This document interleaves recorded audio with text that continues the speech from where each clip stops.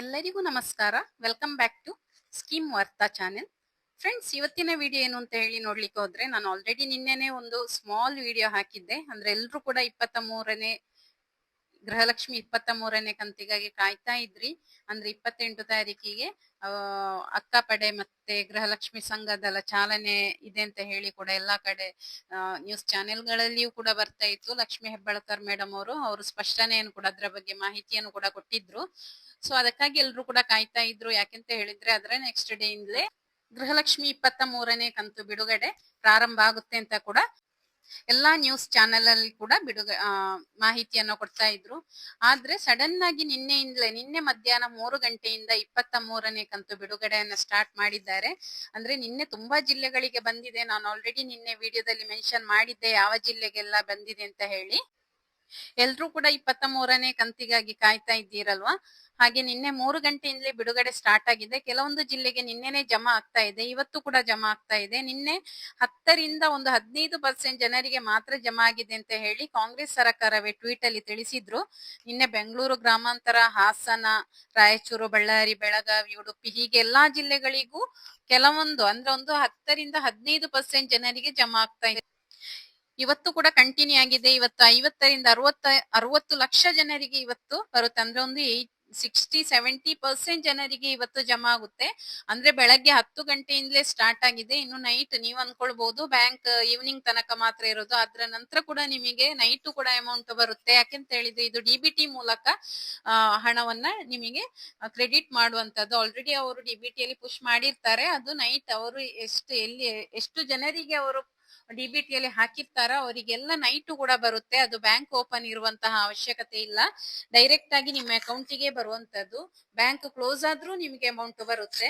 ಇನ್ನು ಯಾರಿಗೆಲ್ಲ ಬಂದಿಲ್ಲ, ಇವತ್ತು ಯಾರಿಗೆಲ್ಲ ಬಂದಿದೆ ಅಂತ ಹೇಳಿ ಕೂಡ ದಯವಿಟ್ಟು ಕಮೆಂಟ್ ಅಲ್ಲಿ ತಿಳಿಸಿ. ಯಾಕೆಂತ ಹೇಳಿದ್ರೆ ಅದು ಎಲ್ರಿಗೂ ಕೂಡ ಯೂಸ್ ಆಗುತ್ತೆ. ಯಾವ ಜಿಲ್ಲೆಗೆ ಬಂದಿದೆ ಅಂತ ಕೂಡ ತಿಳಿಯುತ್ತೆ. ಅದಕ್ಕಾಗಿ ಎಲ್ರು ಕೂಡ ಕಮೆಂಟ್ ಮಾಡಿ.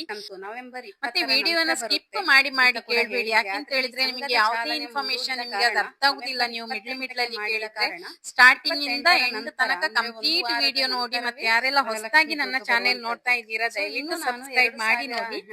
ಇನ್ನು ನಾಳೆ ನವೆಂಬರ್ 28 ನಾಳೆ ಹೊಸ ಸಂಘಕ್ಕೆ ಅಂದ್ರೆ ಗೃಹಲಕ್ಷ್ಮಿ ಸಂಘಕ್ಕೆ ಚಾಲನೆ ನೀಡುವಂತದ್ದು.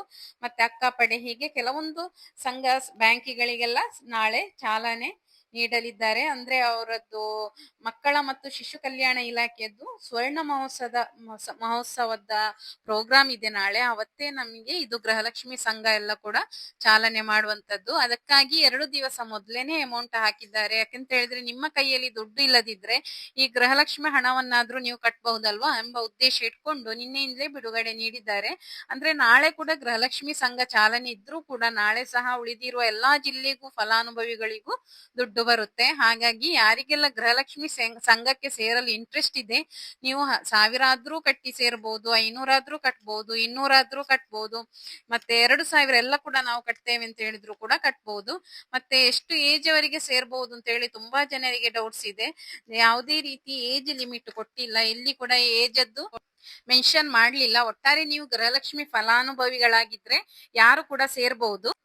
ಆದ್ರೆ ಯಾವುದೇ ಒತ್ತಡ ಇಲ್ಲ, ನೀವು ಸೇರ್ಲೇಬೇಕು, ನಿಮಗೆ ಗೃಹಲಕ್ಷ್ಮಿ ಹಣ ಬರ್ತಾ ಇದೆ ನೀವು ಸೇರ್ಲೇಬೇಕು ಎಂಬುದರ ಬಗ್ಗೆ ಯಾವುದು ಕೂಡ ಒತ್ತಡ ಇಲ್ಲ. ನಿಮಗೆ ಇಷ್ಟ ಇದ್ರೆ ಸೇರ್ಬಹುದು, ನಿಮಗೆ ಇಷ್ಟ ಇಲ್ಲ ನಾವು ಸೇರುವುದಿಲ್ಲ ಅಂತ ಹೇಳಿದ್ರು ಕೂಡ ಯಾವುದೇ ಪ್ರಾಬ್ಲಮ್ ಇರುವುದಿಲ್ಲ.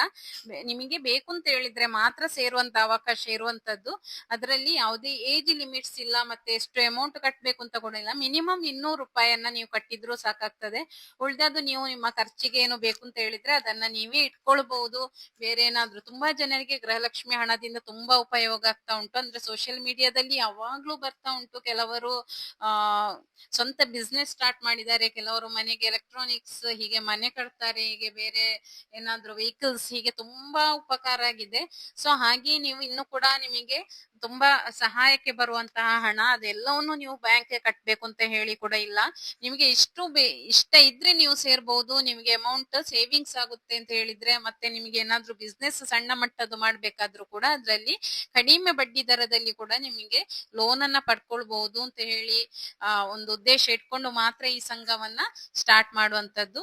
ಸೊ ಇವತ್ತಿನ ವಿಡಿಯೋದಲ್ಲಿ ಇಷ್ಟೇ ಅಪ್ಡೇಟ್ಸ್ ಇರುವಂತದ್ದು. ಇನ್ನು ನೆಕ್ಸ್ಟ್ ಅಪ್ಡೇಟ್ಸ್ ಅನ್ನ ನಾನು ನಾಳೆ ತಿಳಿಸ್ತೇನೆ. ಅಲ್ಲಿ ತನಕ ಥ್ಯಾಂಕ್ ಯು ಫಾರ್ ವಾಚಿಂಗ್.